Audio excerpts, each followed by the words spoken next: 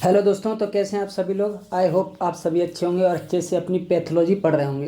तो दोस्तों, काफ़ी टाइम हो गया है, इसके लिए मैं बहुत बहुत आपसे माफ़ी चाहता हूँ। क्योंकि दोस्तों मेरे एग्ज़ाम थे अभी प्री यूनिवर्सिटी, तो वो अभी ख़त्म हुए। तो उसके बाद थोड़ा मुझे जैसे ब्रेक लिया मैंने, एक हफ्ते का थोड़ा मैं घूमने गया था। बाकी फिर वापस अपन अपने काम पर लौटे हैं। तो दोस्तों बाकी मैंने आपको 90% ऑफ पैथोलॉजी कवर करा दी है। अब थोड़े छोटे छोटे टॉपिक हैं जो कि आ सकते हैं, नहीं भी आ सकते हैं, लेकिन जो आते हैं आ सकते हैं वो अपन में इस वीडियो में जो भी अपन कवर करेंगे। जिसमें मैंने अपना एक रिप्रोडक्टिव सिस्टम बचा है और एक अपने एक कॉलन कैंसर वाला पार्ट बचा है। तो अपन दो पार्ट हैं वो अपन इसके ऊपर में जो भी 3 से 4 वीडियो आएंगे पूरा जिसमें मैं कवर करूँगा, वो अब अपलोड करके अपन पूरी पैथोलॉजी सीरीज़ को ख़त्म कर देगा। अपना पूरा पैथोलॉजी जो सब्जेक्ट है सेकेंड ईयर का कोर सब्जेक्ट वो अपन ख़त्म कर लेंगे। ठीक है दोस्तों। तो आज का जो टॉपिक अपना दोस्तों वो है अपना रिप्रोडक्टिव सिस्टम से या फिर मैं बोलूँ एक तरह से फीमेल जेनाइटल सिस्टम से ब्रेस्ट पैथोलॉजी। ठीक है, तो चलिए अपन दोस्तों बिना टाइम वेस्ट अपना आज का वीडियो स्टार्ट करते हैं। बाकी बातें मैं आपको लास्ट में करूँगी। ठीक है दोस्तों, तो चलिए जैसे मैं आपको बताऊं ब्रेस्ट पैथोलॉजी या फिर जनरली अपन आपने पहले भी आप 8th से पढ़ते आ रहे हैं, 8th 9th, या फिर आपने नीट के टाइम पे भी पढ़ा होगा। जो नॉर्मल स्ट्रक्चर रहता है ब्रेस्ट का is modified that is the skin appendages, जैसे आपके सामने स्ट्रक्चर दिख रहा होगा। इसमें क्या था, functional in the females during lactation. Obvious सी बात है, लैक्टेशन के दौरान जब कोई जो भी इन्फेंट्स रहता है, बच्चा रहता है, जब फीडिंग करता है बच्चे का, माँ का दूध पीता है जब, तो उसके दौरान ये फंक्शनल होते हैं। बाकी मेल्स में रूडिमेंट्री होते हैं, आपको पता है होते दोनों में, लेकिन मेल्स में ऐसा कोई इनका फंक्शन नहीं होता है लैक्टेशन टाइप का। ठीक है, बाकी आपको मैं थोड़ा इसका स्ट्रक्चर का एक ओवरव्यू दूँ तो ये देखिए। सबसे पहले इसकी जो देखें तो इनर साइड जिसकी चेस्ट जो बॉल रहती है उसकी तरफ, रिब्स की तरफ, वहाँ पर पेक्टोरल्स मेजर मसल रहेगी। फिर यहाँ पर ये अपना जो एडिपोज टिश्यू भरा हुआ है जो आपका बीच में, दैट इज डक्ट और एस्नाए हैं। एस्नाए फ्लेक्टिवरस डक्ट है, रेक्टिवरस साइनस, और जो बाहर का जो अपना एक क्या अपना ब्रेस्ट का निपल। ठीक है, तो ये इसके टर्मिनल डक्ट, बाकी ये लास्ट की हो जाएगी। अब इन जो भी इसके जो पार्ट अपना पूरा जो स्ट्रक्चर देखा अपन ने ब्रेस्ट का, अब इसमें कई कई पार्टों में बहुत सारे डिसीज़ होती हैं। जैसे अपन ब्रेस्ट कैंसर पढ़ते हैं, ब्रेस्ट कार्सिनोमा, ये अपन जो मेजर पढ़ेंगे जो इसमें पूछा जाता है इस टॉपिक में। तो बहुत सारी such kind of lesions which occur in the breast, तो अपन एक एक करके सबको देखेंगे। ठीक है, तो बाकी मैं इसका कंपोजिशन बताऊँ आपको थोड़ा। ब्रेस्ट में क्या रहता है, तो 2 टाइप्स के टिश्यू कंपोनेंट रहते हैं यहाँ पर। कुछ एपिथेलियल सेल्स के रहेंगे, कुछ स्टोमल रहेंगे। मेजर पार्ट रहता है वो किसका रहता है, स्टोमा का रहता है अपना, जिसमें क्या मेजोरिटी जो अपना पोर्शन रहेगा वो ब्रेस्ट का इज ओनली। ठीक है, बाकी एपिथेलियल का 10% रहता है which is more significant pathological because majority of the lesions occur to this portion of breast only. मतलब जो देखो ज़्यादा पोर्शन 90% किसका, स्टोमा का, लेकिन ज़्यादातर लीजन किस में होते हैं, एपिथेलियल अपने टिश्यू कंपोनेंट्स में हो रहते हैं। ठीक है, तो अपन दोनों को एक एक करके देख लेते हैं। बाकी जो दोस्तों जो मैंने अभी आपको ये डिसीज लेवल करके देखी, इसके बाद अपन लास्ट में आएंगे कि कौन सी कहाँ होती है इसकी पोजीशन, वो अपन एक एक करके देखेंगे तो वहाँ से आपको और समझ में आएगा। ठीक है, तो जैसे कि एपिथेलियल कंपोनेंट्स के 2 मेजर पार्ट होते हैं। एक तो टर्मिनल डक्ट या लोबुलर यूनिट जिसके TDLU, that is a functional unit of breast. क्या बोला मैंने, टर्मिनल डक्ट लोबुलर यूनिट। ठीक है, that is perform main secretory function during the lactation. जो सिक्रेशन होता है वो थ्रू इस डक्ट के थ्रू ही होता है। ठीक है, बाकी दूसरा अपना डक्ट सिस्टम है, that is perform function of collection and drainage of secretion, जिसमें कलेक्शन होगा भी मिल्क आएगा वो फिर फर्दर आगे सिक्रेशन के लिए तैयार होगा। ठीक है, अब कुछ दोस्तों ये क्या अपन जो कुछ है अपना के मतलब कुछ अपना एक चीज़ें आपको याद रखनी है, दैट इज कॉमन अपना जो बेसिक आपको पता है वो breast is divided into about 20 lobes. Each lobe consist of breast lobules. Each lobule contains ductules or acini and the ductule or acini open into terminal ducts. This is known as जो अपन अभी function unit बात करी, terminal duct of lobular unit. ठीक है, जो terminal duct है drain into the nipple through the lactiferous duct and lactiferous duct shows a small dilation called the lactiferous sinus, जिसके बाद जो निपल आता है उसके थ्रू अपना जो मिल्क इजेक्ट आउट होता है। ठीक है, जो इसके फंक्शनल यूनिट है terminal duct of lobular unit is bilayer lining रहती है, इस पर 2 लाइन रहती हैं। जैसे एक तो इनर रहेगी एक आउटर रहेगी। Inner layer that is of epithelium, outer वाली मायोएपिथेलियम की रहेगी। इनर वाली that still present for epithelium that is EMA जो अपन बात करते हैं एपिथेलियम मेम्ब्रेन एंटीजन। बाकी positive for the smooth muscle actin, तो वो अपनी किसी आउटर मायोएपिथेलियम लाइनिंग की है। अब नोट क्या है, all breast cancers whether ductal या लोबुलर, कोई भी कैंसर हो originate from the terminal lobular unit, मतलब जिसकी फंक्शनल यूनिट है उसी से ज़्यादातर अपने जो ब्रेस्ट कैंसर हैं वो अपने क्या रहते हैं, अराइज होते हैं। ठीक है दोस्तों, अब ये तो बात रही एपिथेलियल कंपोनेंट की। अगर बात करें अपन स्टोमल कंपोनेंट की, तो the supportive stroma of breast consist of loose connective tissue और एडिपोज टिश्यू। इसके भी दो पार्ट हैं, इंटरलोबुलर और interlobular. Interlobular that includes each lobule and its acini और डक्ट, मतलब एक तरह एक के अंदर ही आ जाएगा। ठीक है भाई, इंटरलोबुलर मतलब दो लोब्यूल के बीच का difference, lobule to each other. ठीक है, तो ऐसा आपको याद रखना है। इस दोस्तों अभी बेसिक बता रहा हूँ, जो अपन का मेन इससे पूछा जाता है वो ब्रेस्ट कार्सिनोमा पूछा जाता है, जिसे पर अपन आने वाले हैं। ठीक है, अब कुछ नॉन न्यूप्लास्टिक कंडीशन है जो कि हालांकि कैंसरस नहीं है, लेकिन हाँ होती है इसमें, जैसे सच काइंड ऑफ इन्फ्लेमेशन हो गया हो, उसको बेनाइन कंडीशन है, या फिर कोई फाइब्रोसिस्टिक चेंज हो गया हो। जैसे कि अगर मैं बात करूँ इन्फ्लेमेशन में बात करूँ तो एक्यूट मेस्टाइटिस, एक अपना chronic mastitis, plasma cell mastitis, fat necrosis और गैलेक्टोसील। जो भी अपने ये सारी की सारी जो नॉन न्यूप्लास्टिक कंडीशन है वो मैंने अभी आपको बताई थी कि किस किस रीजन में कौन कौन सी होती है, वो अपन देखेंगे अभी। फाइब्रोसिस्टिक चेंज में आपका नॉन प्रोलिफरेटिव आ जाएगा, प्रोलिफरेटिव। नॉन प्रोलिफरेटिव का मतलब क्या, सिंपल फाइब्रोसिस्टिक डिसीज है। ठीक है, जिसमें ट्यूब्यूल्स डक्ट्यूल्स का क्या होगा, सिंपल डायलेशन होगा। भाई प्रोलिफरेशन में क्या होगा, epithelial hyperplasia and sclerosing adenosis, मतलब जिसमें multi layer insist of by layer, इसमें बहुत सारी लेयर रहेंगे अपने एक तरह से, जिसका डायलेशन होना है। ठीक है, यहाँ पर जनरली क्या रहती है, बाई लेयर रहती है। तो एक एक करके अपन जनरली जो फाइब्रोसिस्टिक वाले को अपन थोड़ा डीप में पढ़ते हैं। ठीक है, तो सबसे पहले फाइब्रोसिस्टिक चेंज देखें तो that is an exaggerated physiological phenomena, not a disease. ठीक है, that is a physiological phenomena, pre cancerous condition, cancer होने से पहले की ऐसी कंडीशन है। ठीक है, that is a most common benign breast condition, क्या, फाइब्रोसिस्टिक, याद रखना दोस्तों। ठीक है, fibrocystic change that producing a lumpy breast, मतलब एमपी का मतलब हैवीनेस ऑफ द ब्रेस्ट, एकदम भारी जो ब्रेस्ट हो जाएगा उसका नहीं। ठीक है, types of fibrocystic change, there is a non proliferative, जैसे मैंने बताया प्रोलिफरेटिव। नॉन प्रोलिफरेटिव में जैसे अपन ने पढ़ा था सिंपल फाइब्रोसिस्टिक चेंज, वहीं प्रोलिफरेटिव अपन ने एपिथेलियल हाइपरप्लेसिया और स्क्लेरोसिंग एडेनोसिस। ठीक है, अब जैसे मैंने आपको दोस्तों इसमें ये चीज़ दिखाई, ये देखो एपिथेलियल हाइपरप्लेसिया दिखाया इसमें, ये अपना स्क्लेरोसिस एडेनोसिस दिखाया, ये अपना सिंपल फाइब्रोसिस्टिक चेंज दिखाया।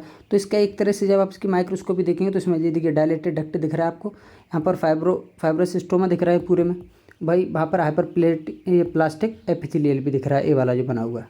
ठीक है, बाकी कुछ एडेनोसिस भी दिखेगा। तो एक कुछ इसका क्या है, माइक्रोस्कोपिक स्ट्रक्चर है। ठीक है दोस्तों, अब जैसे मैं आपको बताऊँ और अच्छे से कि जैसे और डीप में क्या है, तो जैसे सिंपल फाइब्रोसिस्टिक चेंज की बात करूँ, there is a formation of cyst, obviously बात है, नाम से लग रहा है फाइब्रोसिस्टिक। तो फाइब्रोसिस्टिक ऑफ बेरिंग साइज, अलग अलग सिस्ट की फॉर्म बन रही है, देखिए मल्टीपल सिस्ट, कोई छोटी है कोई बड़ी है। ठीक है, and increase in a fibrous stroma. ठीक है, next epithelial hyperplasia, that is increase in the layer of epithelial cells over basement membrane, जिसमें जनरली अपन ने एपिथेलियल हाइपरप्लेसिया को भी बोला था दैट्स अ मल्टी लेयर। ठीक है, तो हाइपरप्लेसिया डक्ट और लोब्यूल, डक्ट में तो डक्टल हाइपरप्लेसिया, अगर लोब्यूल्स में तो लोब्यूलर हाइपरप्लेसिया। ठीक है, तो एपिथेलियल हाइपरप्लेसिया की सिंपल से मैं बात करूँ और क्लासिफिकेशन करूँ तो माइल्ड, मॉडरेट एंड सीवियर और टिपिकल। तो माइल्ड में at least 3 layer of basement membrane, यहाँ पर tendency to fill ductal lumen, जो अपना ल्यूमन रहेगा मॉडरेट का वो उसका फिल हो जाएगा। ठीक है, सीवियर में क्या रहेगा, individual cells are uniform in shape but shows loss of polarity and the elongated nuclear. कुछ नहीं है, सीवियर कंडीशन क्या, पोलैरिटी लॉस हो जाएगी, न्यूक्लियर उसका क्या हो जाएगा, एलोंगेटेड हो जाएगा। ठीक है, लास्ट वन आती है that is sclerosing adenosis, that is increase ductules और acini, that is increase in number of ductules और एसिनाई, अगर उसके बढ़ जाते हैं without any change in number of types of cells. ठीक है, टाइप्स ऑफ सेल्स और नंबर सब कुछ सेम है, लेकिन डक्ट्यूल्स का नंबर बढ़ गया और एसिनाई बढ़ गए। ठीक है, अब कुछ प्रोग्नोस्टिक सिग्निफिकेंस जैसे least risk for breast carcinoma, तो that is simple fibrocystic change है भाई, ज़्यादातर किससे होगी, मोर रिस्क किसकी रहेगी, जो फिर प्रोलिफरेटिव चेंज है जैसे कि एपिथेलियल हाइपरप्लेसिया और स्क्लेरोसिस एडेनोसिस। ठीक है दोस्तों, तो ये तो रहा दोस्तों अपने कुछ नॉन न्यूप्लास्टिक कंडीशन जानी about related to the breast. ठीक है, एक अलग टर्मिनोलॉजी आती है दैट इज गायनेकोमेस्टिया, आपको पहले से पता होगा दैट इज़ क्या है, that is a hypertrophy of the male breast. ठीक है, दैट इज़ रूडिमेंट्री, अपना अभी मैंने आपको बताया था जो ब्रेस्ट रहता है मेल्स में भी रहता है, लेकिन वहाँ पर रूडिमेंट्री होता है, मतलब नॉन फंक्शनल रहता है, कोई फंक्शन नहीं है उसका। ठीक है, होता क्या है गायनेकोमेस्टिया, दैट इज यूनिलेटरल और bilateral enlargement of male breast, या तो एक साइड का एनलार्जमेंट हो जाएगा ब्रेस्ट का, या फिर दोनों साइड के एनलार्जमेंट रहेगा। Male breast does not contain secretory globules, obviously बात है नॉन फंक्शनल तो कुछ होगा ही नहीं फिर। ठीक है, enlargement in mainly due to the proliferation of duct and increase periductal stroma, तो इसकी वजह से इन्लार्जमेंट होता है। Occurs in response to hormonal stimulation mainly estrogen, obvious बात है, देखो हमें टेस्टोस्टेरोन मेनली मेल हार्मोन है, लेकिन कहीं ना कहीं एस्ट्रोजन का लेवल भी थोड़ा रहता है, उसकी वजह से तो मेनली जो एस्ट्रोजन का लेवल कभी ज़्यादा हो जाता है उसकी वजह से अपन को देखने को गायनेकोमेस्टिया मिलता है। ठीक है, अब इसके भी टाइप्स में बताऊँ तो प्यूबर्टल गायनेकोमेस्टिया, सेनेसेंट, सेकेंडरी और एडियोपैथिक। आप ये जनरली जान लीजिए, इसमें कोई इतना टाइप्स पूछता नहीं है, बाकी टाइप्स आपको सिर्फ इसमें याद रखने हैं। ठीक है, ग्रोस की बात करें तो ग्रोस वन और both male breast are enlarge, obviously बात आपको दोनों मतलब एक दिखेगा फिर दोनों इनलार्ज दिख सकते हैं। ठीक है, माइक्रोस्कोप में आपको दो मेन फीचर मिलेंगे, या तो proliferation of branching duct with formation of papillary projection, इस तरह के आपको पेपिलरी प्रोजेक्शन देखने को मिलेंगे, या फिर इंक्रीज फाइब्रस स्ट्रोमा, दैट्स जो बैकग्राउंड है वो बहुत सारा क्या हो जाएगा, उसकी स्ट्रोमा बढ़ जाएगा। ठीक है दोस्तों, तो ये तो रहा दोस्तों एक छोटा एक ओवरव्यू कि ब्रेस्ट का नॉन न्यूप्लास्टिक तो वो अपने कैंसर क्या है, न्यूप्लास्टिक, या फिर अपन देखें तो क्या गायनेकोमेस्टिया क्या है। अब जो अपना मेन टॉपिक है जो अपन स्टार्ट होने जा रहा है जो कि इस वीडियो का, दैट इज़ ब्रेस्ट ट्यूमर। ठीक है, ब्रेस्ट ट्यूमर जिसमें अपन अभी ब्रेस्ट कार्सिनोमा वगैरह सारे ट्यूमर आपको मैं पढ़ाऊंगा, मैलिग्नेंट आइदर बेनाइन, दोनों की दोनों। ठीक है, तो there is a breast tumour are common and clinical significant in females, obvious बात है breast tumour generally male female में फंक्शनल तो फीमेल्स में आपको देखने को मिलेंगे इन वर्ल्ड। ठीक है, but rare in males, obvious बात है। अर्ली डायग्नोसिस, हाँ अगर मान के चलिए अगर किसी को ब्रेस्ट ट्यूमर होने जा रहा है, अगर उससे पहले वो डायग्नोस हो जाए तो उसको प्रिवेंटेबल अपन कर सकते हैं। ठीक है, क्लासिफिकेशन में बात करूँ तो क्लासिफिकेशन देखिए, benign breast tumour, malignant breast tumour. ठीक है, बिनाइन में अपने क्या क्या आ जाएंगे, फाइब्रोएडिनोमा आ जाएगा, फिलोइड्स ट्यूमर आ जाएगा जिसको अपन सिस्टोसार्कोमा फिलोइड्स भी बोलते हैं, इंटरडक्टर पेपिनोमा आ जाएगा। ठीक है, वही मैलिग्नेंट में कार्सिनोमा ब्रेस्ट, जिसमें आपको नॉन इन्वेसिव इन्वेसिव दोनों की दोनों पढ़ाऊंगा मैं अच्छे से, दोनों की दोनों डिटेल में पढ़ेंगे अपन। ठीक है, बिनाइन को आप सर्जरी से ठीक कर सकते हो, बाकी मैलिग्नेंट को आप अलॉन्ग विद सर्जरी आपको कुछ कीमोथेरेपी रेडियोथेरेपी आपको करनी पड़ेगी। ठीक है, ये कुछ देखिए, अब ये देखिए ये लंप जो मैंने बताया इवोल्यूशन ऑफ ब्रेस्ट लंप, जैसे कि कंडीशन क्या है, जैसे आपको मान के चलिए एक सीरीज ऑफ वुमेन की जो कि लंप अराइज होता है, जैसे ब्रेस्ट मान के चलिए ब्रेस्ट है आपका, उसमें कुछ फाइब्रोसिस्टिक चेंजेस कुछ 40% के चांसेस हैं होने के, कैंसर 10% केसेस में रहता है, फाइब्रोएडिनोमा जो कि बेनाइन कंडीशन है टेस्ट ब्रेस्ट ट्यूमर की, और कुछ मिसलेनियस रहते हैं जिनका पता ही नहीं रहता, और कुछ नॉन डिसीजेबल रहते हैं 30%। तो एक तरह से क्या एक ब्रेस्ट का एक के ब्रेस्ट में क्या क्या होता है, ठीक है, एक उसका एक क्या अपना पाई चार्ट है अपना। ठीक है, तो आप इसको जस्ट मैंने दिया था बुक में, तो अच्छे से आपको जिसके थोड़ा समझ पड़े कि हाँ कौन सी चीज़, हाँ पर कोई मेन पार्ट अपना 10% कैंसर पे रहेगा। ठीक है, ठीक है, ये मैं अभी आपको थोड़ी देर बाद बताऊंगा। तो चलिए आपको सबसे पहले अपन देख लेते हैं फाइब्रो एडिनोमा। ठीक है, जो कि अपना क्या है, अपना वेनाइन ब्रेस्ट ट्यूमर। ठीक है दोस्तों, तो चलिए most common benign tumour obviously बात है फाइब्रोएडिनोमा। एज कितना 50 to 30 ईयर्स ऑफ एज में यानी आपको देखने को मिलेगा। क्लिनिकल अपीयरेंस सॉलिटरी और डिस्क्रीट। ग्रोस में आपको क्या देखने को मिलेगा, दैट इज स्मॉल होगा, सॉलिटरी होगा, alone, well encapsulated meso slit like pores रहेंगे। ठीक है, compress duct. Multiple fibroadenoma term as fibro क्या एडिनोमाटोसिस। ठीक है, मल्टीपल फाइब्रोएडिनोमा को अपना ये टर्मिनोलॉजी बोलते हैं। माइक्रोस्कोपी देखें तो माइक्रोस्कोपी दो तरह का है, या तो इंट्रा कैनालिकुलर होगा या फिर पेरी कैनालिकुलर होगा। इंट्रा कैनालिकुलर का मतलब क्या है, कंप्रेस डक्ट दिखेंगे आपको इसमें, ये देखिए अंदर अंदर आपको एकदम कंप्रेस हो जाएंगे। लेकिन भाई अगर मैं इसकी बात करूँ तो यहाँ पर क्या होगा, जो generally encircling masses fibrous stoma around the patent और डायलेटेड डक्ट, यहाँ पर कंप्रेस्ड है, यहाँ पर क्या अपनी जनरली आपको डायलेटेड डक्ट दिखेंगे। क्या देखेंगे, स्लिट लाइक पोर्स, ये देखिए एकदम डायलेटेड हो गई, पूरा एकदम डायलेटेड हो जाएगी। ठीक है, लेकिन यहाँ पर एकदम कंप्रेस हो चुकी है, ये देखिए। तो इन स्टोमा कंप्रेस डक्ट, यहाँ पर slit like cleft lined by ductal epithelium, यहाँ पर जनरली अपन को जो फाइब्रोस्टोमा से लैंड रहती है। तो पेरीन्यूक्लियर मतलब पेरीफेरी की तरफ से, इंटरन्यूक्लियर मतलब कैनालिकुलाई के अंदर। ठीक है, स्टोमा बिकम हाइपरसेलुलर, ऑब्वियसली बात है सेल का नंबर बढ़ जाएगा तो इसकी वजह से क्या हो जाएगी। तो आप कुछ नहीं याद रखना, इंट्राकैन्युलर आपके कंप्रेस डक्ट का मतलब एक तरह से कंस्ट्रक्शन हो जाता है और यहाँ पर आपका डायलेशन हो जाता है, इतना रखना पेरी कैनालिकुलर में। ठीक है, नेक्स्ट वन आया था अपना फिलोइड्स ट्यूमर। फिलोइड्स आपको पता ही है, फिलोइड्स का मतलब सिंपल से मैं बताऊँ तो दैट इज़ लीफ लाइक, पत्ती की तरह। ठीक है, इस तरीके से आप कुछ दिखेगा, तो सिस्टोसार्कोमा फिलोइड्स भी बोलते हैं इसको। फिलोइड्स लीफ लाइक अब 30 to 70 ईयर्स एज में कॉमन रहता है, जिसकी पीक 60 ईयर्स तक आता है। एग्रेसिव क्लिनिकल बिहेवियर है, classified as benign, borderline और मैलिग्नेंट। इसकी भी क्लासिफिकेशन है, ठीक है। बाकी हाँ, इसकी ग्रोथ थोड़ा याद रखें, 10 to 15 centimetre diameter in size, that is no after palpating breast. Obviously उसके बाद पता पड़ेगा कितना साइज कितना नहीं है, ठीक है। राउंड टू ओवल होता है, less fully encapsulated than fibre adenoma, cut surface grey white with cystic cavities, ठीक है। कैसे देखिए, आपको ऐसा कुछ दिखेगा, ये देखिए एक लीफ लाइक स्ट्रक्चर आपको देखने को मिलेगा, जिसमें जनरली क्या रहेगा, स्टिमुली हाइपर सेलुलर स्टोमा रहेगा as compare to the fibro adenoma, ठीक है। To distinguish between borderline malignant, सब तीनों में अगर टाइप्स ऑफ मैं फिलर्स ट्यूमर में डिफरेंस बताऊँ आपको, तो किस किस के बेस पर आप देख सकते हैं। जनरली फ्रीक्वेंसी ऑफ माइटोसिस, किसी में ज़्यादा किसी में कम, सेलुलर एटेपिया, सेलुलरिटी और इन्फ्लेटिंग मार्जिन, ठीक है। ये देखिए, अब मैं माइक्रोस्कोप पे आपके सामने देखिए फिलर्स ट्यूमर की रख दी, आपको दिख रहा है इस तरीके कुछ एक पत्ती जैसा आपको अपीयरेंस दिखता है इसमें। तो ये क्या, लीफ लाइक स्ट्रक्चर, आप हमेशा याद रहेगा, आपको कभी नहीं बोलोगे, ठीक है दोस्तों। नेक्स्ट आता अपना इंट्राडक्टल पेपिलोमा। इंट्राडक्टल पेपिलोमा नाम से समझ रहे हैं, डक्ट के अंदर, इंट्रा तो अंदर ही होगा ना, तो बनाइन पेपिलरी ट्यूमर है, ठीक है। पेपिलरी मतलब इस तरीके से आपको पेपिलर नजर आएंगे। Most common in lactiferous duct और लेक्टिफेरस साइनस, जो कि मैंने आपको रीजन बताया था भी, जैसे इस तरीके से ब्रेस्ट में, तो यहाँ पर एक डक्ट आ रही थी, उसके आगे का साइनस आ रहा था, ठीक है, ठीक है। नियर द निपल, ठीक, क्लिनिकली प्रोड्यूस निपल डिस्चार्ज, इसमें निपल डिस्चार्ज भी होगा। ऑब्वियस बात है, third and fourth decades of life में जनरली देखने को मिलता है। हिस्टोलॉजी देखें तो जैसे मैंने आपको बताया, क्या इसमें जनरली जो डक्ट वॉल रहेगी वो क्या रहेगी, पेपिलरी लाइक रहेगी, ठीक है। तो मल्टीपल पेपिल आपको जनरली देखने को मिलेंगे, covered by benign cuboidal epithelium cells. तो ये देखिए, इसमें फाइब्रोवेस्कुलर स्टॉक भी होगा जनरली।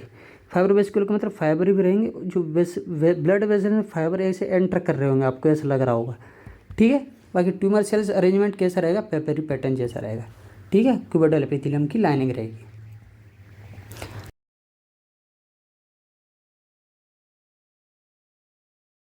नेक्स्ट आता है अपना जो most abundant that carcinoma breast, जिसमें अपन मैलिग्नेंट ट्यूमर की बात करेंगे। इससे पहले अभी अपन ने बात कर ली कौन से, अपने बेनाइन ट्यूमर्स की। बेनाइन में जैसे अपन ने ब्रेस्ट ट्यूमर में बेनाइन देखा, मैलिग्नेंट, तो बेनाइन वाले अपन ने खत्म कर लिया, फाइब्रो एडिनोमा देख लिया, फिलोइड्स देख लिया, इंट्राडक्टल देख लिया। अब इसमें देखते हैं अपन मैलिग्नेंट ट्यूमर कार्सिनोमा ब्रेस्ट में, ठीक है। तो ratio between male and female breast cancer 1:150, देखिए कितना ज़्यादा आपको फीमेल में देखने को मिल रहा है एज कम्पेयर टू मेल, ठीक है।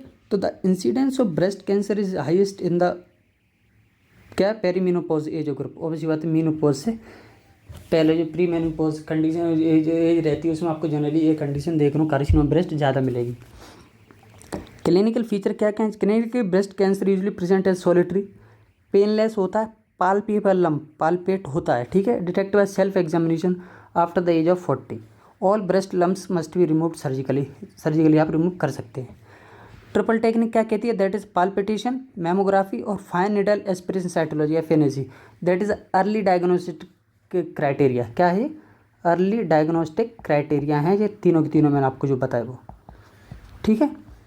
नेक्स्ट जो मोस्ट इंपॉर्टेंट बात करते हैं वो इसके क्या है, रिस्क फैक्टर की बात करेंगे। मैं रिस्क फैक्टर क्या क्या चांसेस होते हैं, तो जियोग्राफिक अगर रेशियल फैक्टर देखें अपन, जिसमें generally 4 to 6 times higher in develop countries, वहीं फैमिली हिस्ट्री हो सकती है।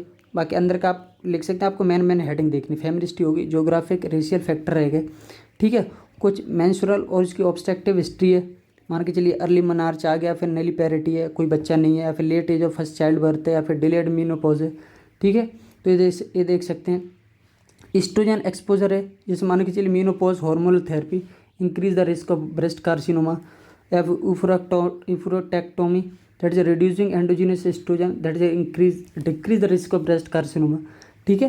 ये तो एस्ट्रोजन का एक्सपोजर हुआ है तो, या फाइब्रोसिस्टिक जन जैसे कि अपन ने देखा था अभी normal non new plastic condition में, तो वहाँ पर भी एपिथेलियल हाइपरप्लेसिया की कंडीशन आ जाती है। डाइटरी फैक्टर्स, कुछ डाइटरी फैक्टर, आप अगर सिगरेट स्मोकिंग कर रहा है, कोई एल्कोहल कंजप्शन ले रहा है, तो इस कंडीशन में आपको ब्रेस्ट कैंसर का चांसेस होने के चांसेस है। मतलब exercise, there is a probable small protective effect for women who are physically active, ठीक है। ऑब्वियसली बात है, जो एक्सरसाइज बेसिकली करते हैं, फिजिकली एग्जामिनेशन करते हैं, तो वो उनको होने के चांसेस थोड़े कम हो जाते हैं, ठीक है। तो ये अब breast density, very dense breast have higher risk of breast carcinoma, obviously बात है, ठीक है। इन्वायरमेंटल टॉक्सिन, कुछ टॉक्सिन भी होते हैं, जैसे कोई पेस्टिसाइड है, कुछ किसी वजह से टॉक्सिन रिलीज हो गया वुमेंस की बॉडी में, तो उस कंडीशन में, या फिर रेडिएशन एक्सपोजर, जो कि न्यूक्लियर एक्सीडेंट वगैरह हो जाए, या फिर जेनेटिव फैक्टर जो अपन जनरली देखते हैं। तो जेनेटिव फैक्टर आप जनरली आप देखेंगे तो about 10% of breast cancer have been found to be a inherited mutation, जो एकदम जैसे आता है अपना जो ब्रेस्ट जेनेटिक फैक्टर के भैया 90% ऑफ इस प्रोडक्ट। अब जेनेटिक फैक्टर है तो कुछ जीन्स भी इन्वॉल्व रहेंगे, तो BRCA1 BRCA2 and mutation of P53। BRCA1 BRCA मतलब breast cancer one gene that is on chromosome 17 breast and ovarian cancer के लिए रिस्पॉन्सिबल रहता है। Man who have prostate cancer on mutation of BRCA1, तो उसकी मेरी कंडीशन में उसकी म्यूटेशन से मैन को प्रोस्टेट कैंसर भी हो सकता है। BRCA2 जीन क्या है, क्रोमोसोम नंबर 13 पर रहेगा। यहाँ पर भी आपको ब्रेस्ट और ओवेरियन कैंसर देखने को मिलेगा फीमेल में, प्रोस्टेट मेल में, ठीक है। लेकिन म्यूटेशन 53 क्या है, located on chromosome 17 this is a tumour suppressor gene. ये क्या करेगा, जो ट्यूमर सेल्स रहते हैं उनकी ग्रोथ को क्या कर देगा, एक तरह से जल्दी जल्दी क्या कर देगा, ट्यूमर सप्रेसर जीन उनकी ग्रोथ को इन्वर्ट करने लगेगा, ठीक है, ताकि म्यूटेशन जल्दी जल्दी हो सके, ठीक है। अब देखिए, cancer of the breast occur more often in left breast than right. Obviously बात है, आप जनरली देखें तो राइट ब्रेस्ट और लेफ्ट, तो लेफ्ट में आपको जनरली कॉमन देखने को मिलेगा। That is a bilateral in about 4% cases. Bilateral मतलब दोनों ब्रेस्ट में cancer. Anatomically upper outer quadrant is the site of tumour in the half of the breast. कहने का क्या मतलब है इनका, मैं बता देता हूँ। जिसे आप देख रहे हैं, ये आपका राइट ब्रेस्ट है, ये आपका लेफ्ट ब्रेस्ट, ठीक है। तो मान के चलिए, अब इसमें क्या कह रहा है, जो आउटर अपर आउटर वाला पार्ट में 50% केसेस में क्या जो ब्रेस्ट कैंसर रहता है वो अपना कहाँ रहता है, इस वाले पार्ट में रहता है, ठीक है। तो लेफ्ट ब्रेस्ट कैंसर है मोर कॉमन, जो जनरली आपको देखा जाता है, ठीक है दोस्तों। वो जनरली अपन जो लिम्फ नोड अपन जनरली देखते हैं, लिम्फेटिक ड्रेनेज, उसमें जो कॉमन आता है, ठीक है। तो उसी बेस पर अपन क्लासीफाई कर दिए किसको, ब्रेस्ट कैंसर को, दैट इज़ क्या, non invasive that is in situ carcinoma और इन्वेसिव कार्सिनोमा। अब दोनों में क्या, डक्टल लोबुलर दोनों के पार्ट रहेंगे, नॉन इन्वेसिव की इन्वेसिव। इन्वेसिव का मतलब क्या है, जनरली जो अपन लेयर के थ्रू पेनिट्रेट कर जाएगा, फिर जनरली मैं आपको सिंपल सी बोलूँ, द इनफिल्ट्रेशन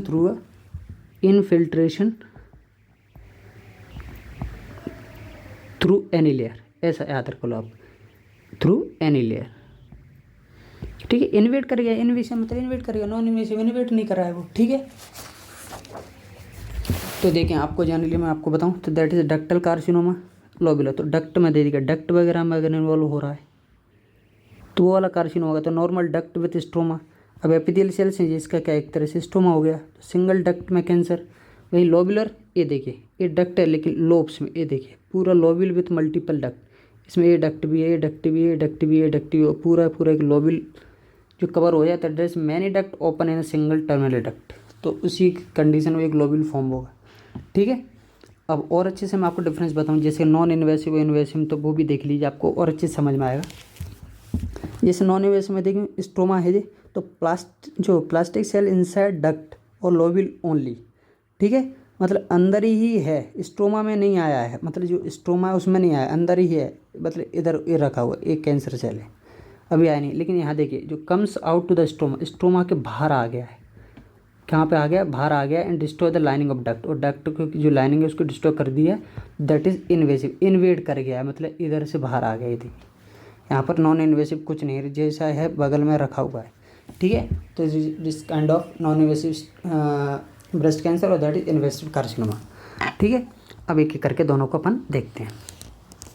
नॉन इन्वेसिव की मैं बात करूं, जिसको अपन इन सिटू बोल रहे हैं क्योंकि अंदर ये बाहर तो आया नहीं होता, तो breast carcinoma in general 2 types का रहता है, डक्टल कार्सिनोमा इन सिटू और लोबुलर कार्सिनोमा इन सिटू, ठीक है। तो डक्टल कार्सिनोमा इन सिटू DCIS, जिसको अपन शॉर्ट फॉर्म बोल रहे हैं, confide with a larger memory duct. Larger memory duct, जो मेमोरी डक्ट होती हैं बहुत बड़ी बड़ी, उनके लिए कन्फर्मेशन रहेगा 4 तरह का रहेगा आपके, सॉलिड, कॉमिडो, पेपलरी और क्रीफ्रॉम, छन्नी लाई। सॉलिड में आपको ट्यूमर सेल सॉलिड दिखेंगे, कॉमेडो में आपको एक नेक्रोसिस दिखेगी एकदम सेंटर में, दैट इज कॉमेडो नेक्रोसिस। भाई पेपलरी में आपको पेपलर लागी दिखेंगे, और भाई क्रूइफॉर्म आपको छन्नी लागी दिखे, छोटे छोटे एकदम छेद टाइप के दिखेंगे, तो that is the empty spaces, ठीक है। तो ductal carcinoma in Situ that is various pattern, मतलब डक्ट के अंदर ही सब कुछ है, कुछ भी बाहर नहीं गया, तो that is in Situ. Lobular carcinoma इन सिटू मतलब ओनली सॉलिड पैटर्न आ रहे हैं बोल, यहाँ पर आपको सिर्फ क्या दिखेगा, सॉलिड पैटर्न दिखेगा, जैसे ऊपर आपको 4 पैटर्न दिख रहे हैं, यहाँ पे सिर्फ सॉलिड पैटर्न दिखेगा, that is of uniform size, तो ये हो जाएगा अपना लोबुलर कार्सिनोमा इन सिटू। इन्वेसिव की बात करूँ तो इसके पास भी 2 हैं, इन्फिल्ट्रेटिंग इन्वेसिव डक्टल कार्सिनोमा और इन्फिल्ट्रेटिंग इन्वेसिव लोबुलर कार्सिनोमा। अगर इन्फिल्ट्रेटिंग इन्वेसिव डक्टल कार्सिनोमा की बात करूँ मैं, दैट इज स्ट्रोमल। अब इसकी हिस्टोलॉजी में आपको बताऊँ जनरली, तो इसमें भी कॉमेडो नेक्रोसिस आपको देखने को मिल रही है। इंट्राडक्टल एनाप्लास्टिक सेल्स, मतलब डक्ट के अंदर ही जो सेल्स हैं वो क्या एनाप्लेसिया हो रहा है उनमें, ठीक है। ओके, देखिए स्टोमा इन्वेजन, स्टोमा के बाहर आने हैं, ये देखिए स्टोमा इन्वेट कर गए, बाहर आ गए, ठीक है। इसमें भी आपको सॉलिड पैटर्न मिलेगा। That is infiltration of tumour cells in diffuse fibrous stroma and fat and the invasion into perivascular और पेरीन्यूरल स्पेस, ठीक है। तो इस वजह से अपन को इसको क्या बोल दिया, इन्वेसिव डक्टल कार्सिनोमा। वहीं इसकी लोबुलर की बात करूँ, लोबुलर कार्सिनोमा, तो लोबुलर कार्सिनोमा आपको किस तरह का, एक आपको मोस्ट इंपॉर्टेंट चीज़ याद रखनी है, that is Indian file like arrangement, मतलब एक के पीछे एक, जनरली ऐसे एक अरेंजमेंट है, इसका अरेंजमेंट है, तो एक के पीछे एक अरेंजमेंट इसका जनरली आपको देखना है। तो ये आपको याद रखना है, इसका कैरेक्टरिस्टिक फीचर क्या है, इंडियन फाइल लाइक अरेंजमेंट आपको देखने को मिलेगा किसमें, इन्वेसिव लोबुलर कार्सिनोमा में। वही यूनिफॉर्म ट्यूमर सेल्स रहेंगे और लोबुलर कार्सिनोमा इंस्टीट्यूट आपको जनरली देखने को मिल रहा है, ठीक है। दैट इज कैरेक्टरिस्टिक सिंगल, जो कि मैंने बताया single filing Indian file like linear arrangement of stromal infiltration, there is a round and uniform regular very little pleomorphism and infrequent mitosis, ठीक है। तो ये तो रही बात अपनी non invasive invasive breast carcinoma, ठीक है। आगे मैं बात करूँ, there is a one condition called Paget disease of the nipple. इसमें क्या, eczematoid lesion of the nipple associated with invasive और non invasive ductal carcinoma of the underlying agent, मतलब itchiness around the nipple side, ऐसे याद रखें आप। It is a malignant lesion. अब इसमें कंडीशन क्या हो रही है तो वो देख लेते हैं अपने एक बार। The tumour cells from the underlying ductal carcinoma migrate up to the lactiferous duct and invade into the epidermis of nipple, जहाँ पर क्या स्किन लीजन एजिमेटॉइड मतलब इचनेस आपको प्रोड्यूस करेगा, जिसको अपन ने क्या बोल दिया जनरली, क्या, Paget disease of the nipple, that's skin lesion, ऐसे याद रखो आप, ठीक है दोस्तों। जैसे कि मैं आपको एक डायग्राम में और अच्छे से बताऊँ, ये देखिए आपको पेजेट डिसीज दिख रही, तो यहाँ पर देखिए पेजेट सेल्स ऑफ एपिडर्मिस यहाँ पर देखिए अरेंजमेंट हो जाते हैं एकदम निपल के अराउंड, ठीक है। Skill crust on skill surface, that is basement membrane. आपको क्या रखना है, ये दे, इसकी वजह से क्या होती है, यहाँ पर इचनेस आ जाती है, जिसकी वजह से क्या है अपना पेजेट डिसीज ऑफ निपल, ठीक है। ग्रोसली आप देखे हो जनरली, तो इसमें ग्रोस में skin of the nipple areola is crusted, fissured और ulcerated with skin lesion. Histologically आपको पेजेट सेल दिखेंगे, जैसे कि मैंने आपको बताया tumour cells which are present in the epidermis, ठीक है। तो ये तो दोस्तों रहा अपना क्या, इन्वेसिव, नॉन इन्वेसिव और पेजेट डिसीज ऑफ निपल, ठीक है। इतना आपसे पूछा जाएगा ब्रेस्ट कार्सिनोमा, तो आपको ये सब कुछ लिखना है। एक जो मोस्ट इंपॉर्टेंट आपसे पूछा जाता है इसके अतिरिक्त, that is a staging and prognosis grading, जो अपन बात करते हैं कार्सिनोमा, ब्रेस्ट कार्सिनोमा, तो उस पर एक पर्टिकुलर क्वेश्चन आता है दोस्तों। तो चलिए वो अपन देख लेते हैं। जैसे मैं बात करूँ ग्रेडिंग, स्टेजिंग और प्रोग्नोसिस, ठीक है। तो जब आप स्टेजिंग की बात करेंगे तो इसमें क्या स्टेजिंग रहती है, TNM स्टेजिंग। आपको पहले नाम याद करना है, क्या, टी से क्या ट्यूमर साइज, N से क्या लिम्फ नोड, M से क्या मेटास्टेसिस। तो जैसे मैं आपको बताऊँ tumour size, lymph node, metastasis. Tumour size में आप क्या देखोगे, with skin T4 less than 2 centimetre T1, 2 to 5 centimetre T2 और मोर देन 5 सेंटीमीटर T3। तो इसकी क्या रहेगी, स्टेजिंग रहेगी। वहीं लिम्फ नोड की बात करूँ तो अगर कोई लिम्फ नोड नहीं है तो नो, अगर 3 से कम है तो N1, 3 से 10 के बीच में है तो N2 और 10 से ज़्यादा है तो N3, ठीक है। भाई मेटास्टेसिस के, मगर कोई मेटास्टेसिस नहीं है तो M0, अगर है डिस्टेंस मेटास्टेसिस है तो आपका M1। तो ये आपसे एग्जाम में पूछा जाएगा, आप इस पर स्टार लगा के रख लीजिए। प्रैक्टिकल में पूछा जाता है, आपको थ्योरी में भी पूछा जाएगा, ठीक है। भाई ग्रेडिंग की बात करूँ तो दैट इज RB, क्या, ब्लूम रिचर्डसन, उल्टा नाम इसका, ब्लूम रिचर्डसन सिस्टम है, based on 3 type features, tubule formation, nuclear प्लियोमॉर्फिज्म and mitotic count. तो इसमें जनरली क्या रहता है वो मैं आपको बता देता हूँ। ER-PR रिसेप्टर रहते हैं, जनरली ईस्ट्रोजन रिसेप्टर रहते हैं, प्रोजेस्टेरॉन रिसेप्टर रहते हैं, ठीक है। तो आप जनरली क्या देखेंगे, जैसे गुड वन, जैसे किसी ER-PR दोनों प्रेजेंट है आपके, जैसे आपका जो ER रहेगा यहाँ पर PR रिसेप्टर रहता है। वही बैड वन क्या है, जिसमें कोई एब्सेंट नहीं है, तो प्रोग्नोसिस से आइडेंटिफाई कर सकते हैं। अब जो HER रिसेप्टर अपना जनरली टू रिसेप्टर है, that is a normal amount of HER2 receptor tells grow and divide, मतलब नॉर्मल है, मतलब ग्रो कर रहा है, डिवाइड हो रहा है। लेकिन over production of HER2 receptor tells how cell to grow and divide with quickly eventually leads to, क्या है, लीड्स टू कैंसर, ठीक है। तो यहाँ पर कंडीशन अगर ज़्यादा ओवर प्रोडक्शन हो रहा है इसका तो क्या हो जाएगा, कैंसर की प्रति लीड करेगा, ठीक है। मॉलिकुलर क्लासिफिकेशन की मैं बात करूँ, दैट इज इम्पोर्टेंट वन, ये भी इंपॉर्टेंट है। इसमें क्या है, both ER PR and HER2 receptor present option दोनों रहेंगे, वो कंडीशन बताइए प्रोगनोसिस की, ठीक है। जैसे कि मैं आपको बताऊँ ER PR है, HER2 है। ल्यूमिनल ए मतलब एक ER PR प्रेजेंट है लेकिन HER2, तो इसके बेस्ट प्रोगनोसिस आप प्रोगनोसिस बना सकते हो। ल्यूमिनल बी में क्या है, दोनों प्रेजेंट है, तो इस ट्रिपल पॉजिटिव कैंसर मतलब कैंसर होने के चांसेस बहुत हैं। बेस लाइन जैसे दोनों नेगेटिव है तो पुअर प्रोगनोसिस। ट्रिपल नेगेटिव इसके जस्ट नाम है, ट्रिपल नेगेटिव। HER2 न्यूक्लियोप्लोरोपिक, तो इसमें क्या ER PR एब्सेंट रहेंगे और भाई HER प्रेजेंट रहेगा, तो इस कंडीशन में आपको प्रोगनोसिस पता चलेगी, ठीक है दोस्तों। तो ये तो रहा दोस्तों इसकी ग्रेडिंग देखी, स्टेजिंग देखी, और अपने फिर अपने इस प्रोगनोसिस देख ली। प्रोगनोसिस आप जनरली अपन देखते हैं वो जनरली इसके जो ER PR और HER रिसेप्टर के बेसिस पर, भाई बाकी कुछ जो अपना रहता है ग्रेडिंग वो अपनी ब्लूम रिचर्डसन की सिस्टम के अकॉर्डिंग और अपने TNM स्टेजिंग के अकॉर्डिंग। तो ये तीनों चीज़ें आपको अच्छे से रखनी है। ये पार्ट एक अलग क्वेश्चन भी पूछा जाता है, बाकी कैंसर वाला पार्ट तो पूछा ही जाता है, ठीक है दोस्तों। तो दोस्तों ये तो रहा अपना पूरा ब्रेस्ट पैथोलॉजी, तीनों चीज़ जो मैंने आपको बता दी है। अगर नॉन न्यूप्लास्टिक पूछता है तो वो वहाँ लिख देना, न्यूप्लास्टिक पूछता है तो उसमें लिख देना, बाकी ग्रेडिंग स्टेजिंग इसमें लिख देना, ठीक है। तो चलिए दोस्तों अपन कुछ MCQ कर लेते हैं इस पर। Symptom which can not reported in case of breast disorder, obvious बात है जनरली आपको देखने को मिलेगा। तो जिनके पेन तो होता ही है, पाल्पेबल मास भी रहेगा, निपल डिस्चार्ज भी रहेगा, लंपीनेस विथ डिस्क्रेट मास। देखो लंपीनेस तो होती है लेकिन विदाउट डिस्क्रेट मास, विदाउट डिस्क्रेट मास कोई मास नहीं होता, तो इसलिए अपना आंसर क्या हो जाएगा 3। Most common gene responsible 2% of all breast cancer. आपको याद रखना है सबसे ज़्यादा अपना देखा है ब्रेस्ट कैंसर का कौन सा टाइप, 1 वाला बहुत मोस्ट कॉमन रहता है, तो आंसर हो जाएगा 1। Most common type of breast carcinoma to present as an occult primary with histological hallmark of signet ring.